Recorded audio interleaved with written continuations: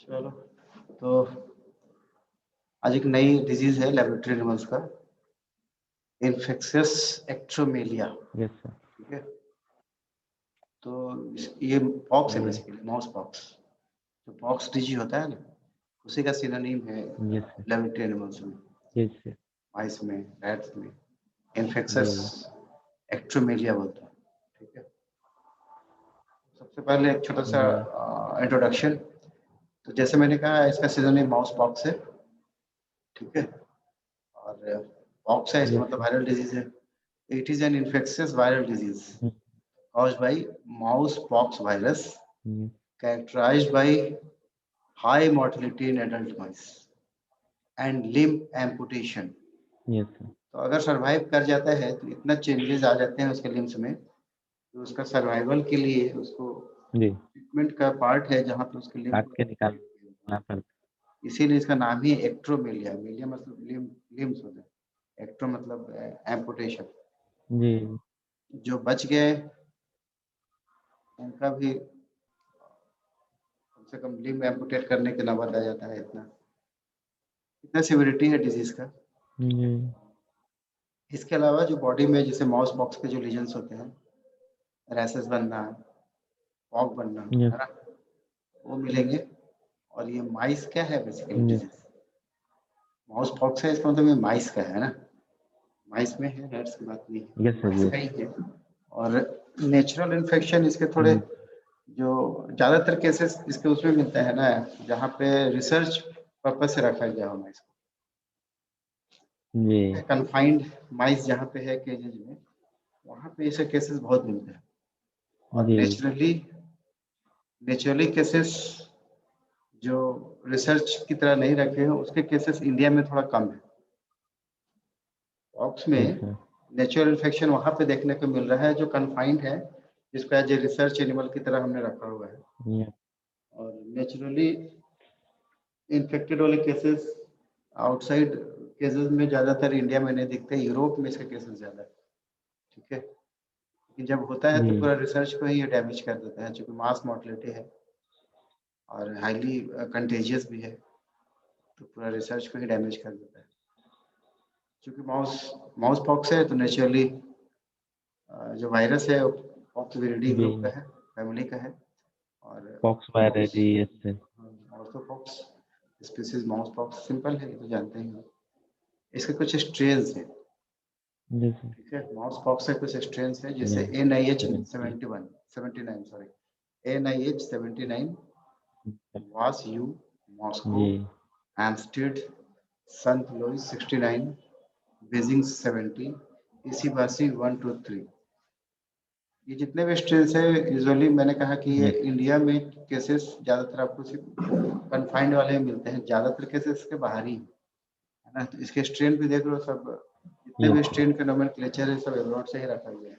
Using G रसिया yes रसिया sir. तरफ का लग रहा है, आपका चाइनीज तरफ का लग रहा है, उधर के ही लग रहा है। जो मॉस्को स्ट्रेन है वो सबसे वायलेंट है। Using Moscow strain is the most violent जी and it was most isolated by V Soloviev, V Soloviev and described in detail by Andrewes and Elford.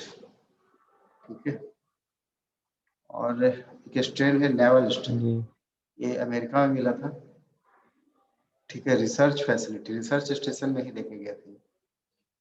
ठीक है, इसे मोर्टेलिटी रेट बहुत ज़्यादा नहीं जी है इस स्ट्रेन में, नेवल वाले में। रिगार्डिंग एपिडेमियोलॉजी, तो ऐसा है कि वर्ल्ड वाइड देखा जाता है, but its occurrence is sporadic and rare. Yes कभी कभी ही मिलते हैं, लेकिन इंडिया में कहीं भी मिल सकता है। अब वो कन्फाइंड में मिले या फ्री वाले में मिले, लेकिन सारी जगह मिलते हैं केसेस। ठीक है, जी और इसको हम लोग यूज करते हैं। Mouse pox model presents an opportunities to study the components of the immune system that are required for an efficient immunological response to a natural pox virus infection in a well understood animal model that can be further manipulated by targeted inactivation or expression of genes। इसका ये मतलब हुआ, मैं आपसे क्या कह रहा था कि ज्यादातर रिसर्च वाले जी केसेस हैं। तो जो रिसर्च वाले केसेस हैं जी वहाँ पे आप या तो नेचुरल इन्फेक्शन पिक करेंगे या आप उसको इंट्रोड्यूस करेंगे, वायरस उसके अंदर इंट्रोड्यूस करते हैं। क्यों करते Yes, हैं? sir. पर्पस होता है इम्यूनोलॉजिकल स्टडी। पॉक्स कैसे रिस्पॉन्ड करता है बॉडी में, इम्यून सिस्टम कैसे रोल प्ले करता है, कैसे इम्यून सिस्टम बढ़ाया जा सकता है, इन सब जानने के लिए भी आर्टिफिशियली एक्सपेरिमेंटली इसको इंड्यूस किया जाता है। ठीक है। Oh, yes. रिगार्डिंग ट्रांसमिशन, तो वर्टिकल ट्रांसमिशन नहीं है। और पॉक्स में आप जानते हो क्यूटेनियस रूट सबसे इंपॉर्टेंट है, टच होना, है ना। कोई स्किन में एब्रेजन हो जी। जाए, थोड़ा चोट घाव सा हो जाए, उसमें वायरस टच हो जाए, तो वो सबसे मेजर रूट तो ही है cutaneous route, skin route. Yes, sir. Direct contact में आना या बेडिंग के कांटेक्ट में आना, है ना, उससे होते हैं। लेकिन जी। एरोजेनिक भी हो सकता है, एरोजेनिक भी रिपोर्टेड है, एयर थ्रू एयर जी। रूट, है ना। रिगार्डिंग पैथोजेनेसिस, ये Yes. सबसे इम्पोर्टेंट पार्ट है। तो जैसे कि मेन ट्रांसमिशन रूट क्या है? Abrasion of skin. स्किन में कोई ट्रॉमेटिक हुआ, वहाँ पे infected Yes, sir. Contaminated particle उसके कांटेक्ट में आ गए, तो वायरस का एंट्री होगा। तो सबसे पहले इन्वेजन ऑफ स्किन, यानी स्किन मेम्ब्रेन को, स्किन को इन्वेड करता है वायरस, और स्किन के एपिडर्मल सेल्स में वहीं पर रेप्लिकेट करता है। जी। ब्लड में आने से पहले, ब्लड में आने से पहले स्किन के जो एपिडर्मल सेल्स है उसमें रेप्लिकेट करेगा। ठीक है, वहां पे रेप्लिकेट करके अपना अमाउंट बढ़ाएगा, जी। और उसके बाद सराउंडिंग लिम्फ नोड से पहुंच जाता है।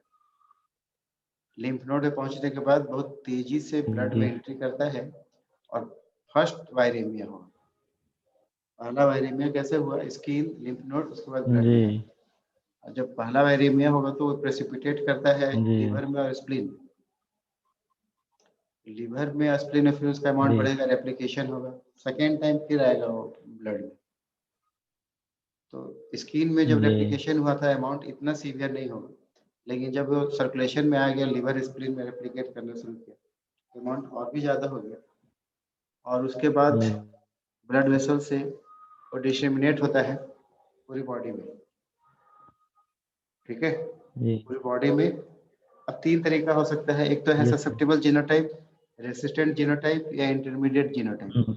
ठीक है, जैसा जीन मेकअप होगा, अगर बहुत अच्छा ससेप्टेबल है, रेसिस्टेंस जीनोटाइप नहीं है, तो क्या होगा कि पूरी बॉडी में डेसिमिनेट कर जाएगा, जी। पूरी बॉडी में डेसिमिनेट होगा और इमीडिएट मॉर्टेलिटी हो जाएगा। Yes, sir. और अगर ऐसा है कि रेसिस्टेंट है, माइस का जो अपना नेचुरल जीनोटाइप है और रेसिस्टेंट है, तो उसका मतलब ये हो कि इन्फेक्शन बहुत ज़्यादा नहीं फैलेगा, जी। वो लिमिटेड ही रहेगा, और जी। एनिमल रिकवरी करेगा जी। और वायरस सेड करेगा। और एक बीच का मामला है इंटरमीडिएट जीनोटाइप, इसमें डिसेमिनेशन तो होता है, पूरी बॉडी में बीमारी जी, फैलेगा sir. तो, लेकिन Yes. मॉर्टेलिटी नहीं होता माइस का। ठीक है, जी। तो जीता है, लंबा जीता है। और ऐसे ही जी। केसेस में आपका एक्ट्रोमेलिया होगा, जब डेथ नहीं होगा, सरवाइव करेगा, तो Yes, ना sir. रिकवरी हो रहा है ना डेथ हो रहा है। इंटरमीडिएट वाला। Yes, sir. हाँ, तो डिपेंडिंग ऑन द जी। होस्ट ससेप्टिबिलिटी, उसका कैसा जीनोटाइप है, इसके अलग जी। अलग मैनिफेस्टेशन होगा। ठीक है, ससेप्टेबल होंगे तो डेथ हो जाएगा, रेसिस्टेंट होगा तो रिकवरी हो जाएगा, इंटरमीडिएट होगा तो बीच का मामला है, पूरी तरह से रिकवर भी नहीं करेगा, डेथ भी नहीं होगा, और लिम्फ का एम्पुटेशन हो सकती है, उसकी मजबूरी हो जाए, सारी स्किन में लीजन्स दिखेंगे। और वो वायरस स्प्रेड भी करेंगे लंबा, जो कि Yes. सर्वाइव कर रहा है।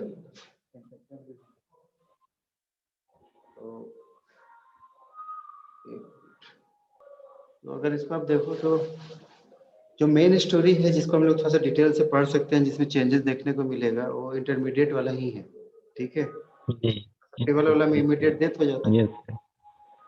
और रिकवर तो रिकवरी हो गया। Yes, ज्यादातर sir. कहानी स्टोरी किसके साथ है? इंटरमीडिएट जीनोटाइप के साथ है।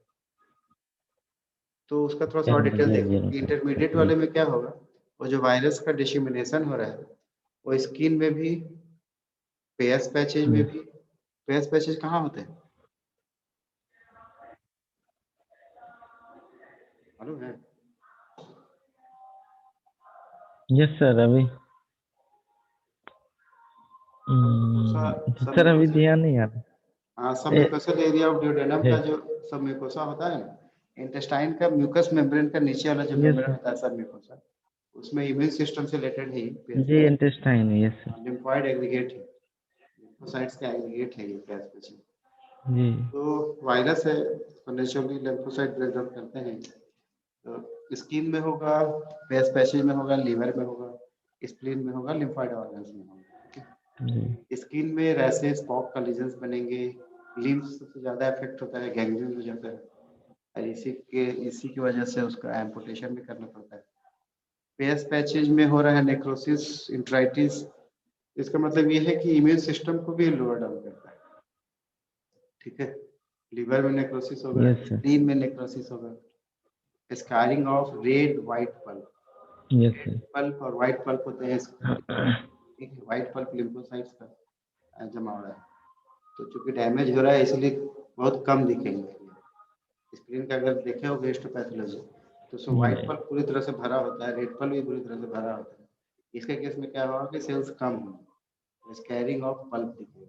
ठीक है, और इसी की वजह से टाइल्स जैसे घर में लगाया जाता है, मोजाइक पैटर्न नजर आएगा स्क्रीन का हिस्टोपैथोलॉजी में। यस सर और लिम्फाइड ऑर्गन जितने भी हैं नेक्रोसिस होता है उसमें। एक नई बात यह है कि इम्यूनो जी सप्रेसिव भी है। रिगार्डिंग क्लिनिकल साइंस कैसा होगा, साइन डिपेंड करेगा कि कैसा जीनोटाइप है, होस्ट कैसा है, वायरस का स्ट्रेन कैसा है, dose and route of infection, कितना वायरस गया है, किस रूट से गया है। पॉक्स किसी भी एज में हो सकते हैं, है ना, एज का कोई यस इसमें सर ये नहीं है, किसी भी एज में हो सकते हैं।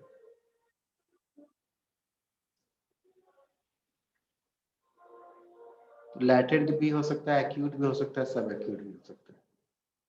ठीक है, लैटेंट में है इसका मतलब कोई जी क्लिनिकल साइंस नहीं दिखाएगा। और कोई नहीं स्ट्रेस देखेगा फैक्टर, यस सर हाँ स्ट्रेस फैक्टर है, जैसे ट्रांसपोर्टेशन है, इरेडिएशन है, कोई दूसरे पैथोजेंस के साथ इन्फेक्शन है, या कोई दूसरा एक्सपेरिमेंट पैरेलल हो रहा है माइस में, तो ऐसे केसेस में फ्लेयर अप हो जाता है और जबरदस्त सिम्टम दिखता है।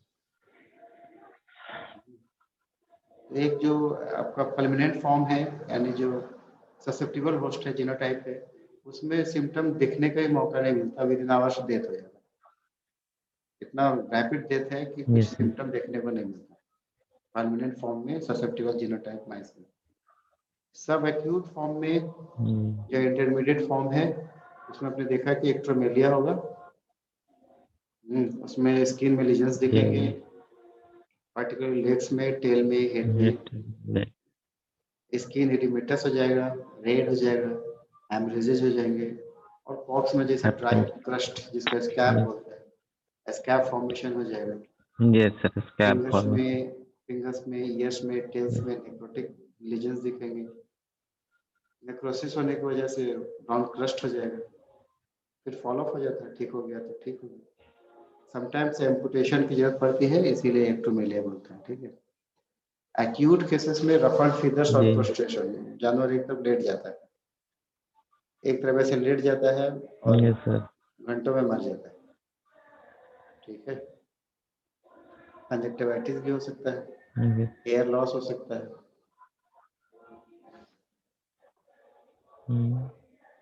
ये कुछ ये थे symptoms regarding lesions, gross lesions. Gross lesions में क्या है, conjunctivitis, loss of air, redness of skin and rashes, extremity swelling हो जाएगा, उसमें गैंग्रीन हो जाएगा। लीवर आपको स्वेलिंग दिखेगा, सर ये जो फोटोग्राफ देख रहे हो ना, ये देखिए पॉप रीजन से, है ना, स्किन के ऊपर, यस स्किन के ऊपर पॉप रीजन बने हुए। ये एक्सट्रीम कंडीशन है जहाँ पे टेल में गैंग्रीन हो रहा है, यस और टेल में भी हो रहा है और लिम्स में भी हो रहा है गैंग्रीन। यस ऐसे सर केसेस में लिम्ब या टेल को रिमूव करना पड़ सकता है। खोलने के बाद बॉडी को जब ओपन करोगे तो लीवर, जी multiple pin point necrotic foci दिखेंगे, स्वेलन हो जाता है। उसी तरीके से स्प्लीन में भी नेक्रोटिक एरिया दिखेगा और मोजाइक पैटर्न दिखेगा। थाइमस में, लिम्फ नोड्स में, पेस पैचेज में, इंटेस्टाइन में, आपको सब जगह नेक्रोटिक एरिया दिखेगा। ठीक है, हेमरेजेस भी दिख सकते हैं। अब टिश्यू कलेक्ट कर लिया आपने, हिस्टोपैथोलॉजी करना है, तो लिवर का करोगे, स्किन का करोगे, लिम्फॉइड ऑर्गन्स का करोगे, जैसे स्प्लीन हो गया, लिम्फ नोड्स हो गया, पेस पैचेज हो गया, थाइमस हो गया। तो हर जगह पे आपको सीवियर नेक्रोटिक लेजन्स दिखेंगे, सीवियर कोगुलेटिव नेक्रोसिस दिखेगा सब जगह। और चूंकि ये पॉक्स है इसलिए मेन चेंजेस आपको स्किन में देखने हैं। और पॉक्स वायरस होता ही बहुत बड़ा है, जी स्किन चेंजेस आपको देखने हैं, स्किन का हिस्टोपैथोलॉजी करना है। उसमें क्या होता है, एपिडर्मल स्किन का hyperplasia, hypertrophy and ballooning of the epithelial cells. ये जो फोटोग्राफ दिख रहा है ना आपको लेफ्ट साइड में, ये स्किन का ही है हिस्टोपैथोलॉजी। Yes sir. इस स्किन में देखो क्लियर कट दिख रहा है hypertrophy and hyperplasia of epidermis, है ना, एपिडर्मिस का दिख रहा है। और जो ब्लैक ब्लैक से दिख रहा है वो सब वायरस के ही है, इन्फ्लुएंजा। ठीक है, तो बहुत क्लियर कट डायग्नोसिस होता है स्किन में, स्किन का हिस्टोपैथोलॉजी में। और जो इंक्लूजन बॉडी होते हैं एसिडोफिलिक और इंट्रासाइटोप्लाज्मिक और काफी बड़े होते हैं, उसको मार्शल बॉडी भी बोलते हैं, ए टाइप मार्शल बॉडी। जी टाइप मार्शल बॉडी या A type acidophilic intracytoplasmic inclusion bodies देखने को मिलेगी। इस डायग्राम में भी दिख रहा है। ठीक है जी बी टाइप का जो होता है वो बेसोफिलिक नेचर, और ये सारे सेल्स में जी दिखेंगे। ये जो अभी तक ए टाइप का हो रहा था वो स्किन में दिखेगा, बी टाइप वाले सारे सेल्स में, लीवर में, स्प्लीन में, जी सभी जगह पे दिखेंगे। तो इसका जो इंक्लूजन बॉडी है दो तरह का है, एसिडोफिलिक है और बेसोफिलिक है। ए से बन गया ए टाइप, बेसोफिलिक से बन गया बी टाइप। तो दो तरह के हैं, दोनों अलग अलग यस जगह सर। पे। Regarding prevention and treatment, regularly test the colony and monitor the health of mind. मतलब रेगुलर मॉनिटरिंग करते रहिए, विजिलेंट यस सर। कुछ गड़बड़ हो रहा है, कोई रीजंस, कोई सिम्टम साइंस तो नहीं दिख रहा है। और जानवर को लाने से पहले क्वारंटाइन करना चाहिए, वैक्सीनेशन कर दीजिए। Yes sir. एनिमल हाउस को क्लीन रखिए, डिसइंफेक्ट कीजिए, पार्टिकुलरली गैसेस फॉर्मलिन और H2O2 से, हाइड्रोजन पेरोक्साइड से या फॉर्मलिन और से एस पूरी टू हाउस टू। को यस डिसइंफेक्ट करना है। कहता है कि virus can survive for 11 days at room temperature in blood में all animal house material should be yes discarded. अगर आपको केसेस मिलते हैं वहां पे डेथ हो गया है जी वजह से, तो उस एनिमल हाउस के जितने मटेरियल है उन सबको ऑटोक्लेव कर दो या इंसिनरेट कर दो, जला दो, खत्म कर दो। ठीक है, yes sir. autoclaving, formalin treatment, common disinfectant will inactivate the virus as well as desiccation or detergent। Detergent कुछ नहीं है तो डिटर्जेंट यूज कर सकते हैं। ठीक है, तो हम लोग का रिलेटेड जो होता है डायग्नोसिस, डायग्नोसिस कैसे करोगे, तो बहुत ही सिंपल है, जी क्योंकि इसके लीजन्स स्किन में ही दिख रहे हैं। ए, पॉक्स लीजन का अलग पहचान ही जी है। तो sir. On the S two. Basis of symptom भी लीजन्स भी आप पहचान सकते हैं पॉक्स को। और फॉर कंफर्मेटरी डायग्नोसिस यस बड़ा सिंपल है, कोई स्पेशल स्टेप कुछ नहीं करना है, स्किन का हिस्टोपैथोलॉजी कर लीजिए, आपको दिख जाएंगे वायरस जी hypertrophy of epidermis plus inclusion body दिख जाएंगे। और जो रीजन्स है मोजाइक पैटर्न स्प्लीन में पाए जाना, ये सब सजेस्टिव है डिजीज डायग्नोसिस के लिए। तो इतना था आज के लिए। और कुछ है आपको क्वेश्चन वगैरह तो पूछ सकते हैं, डाउट।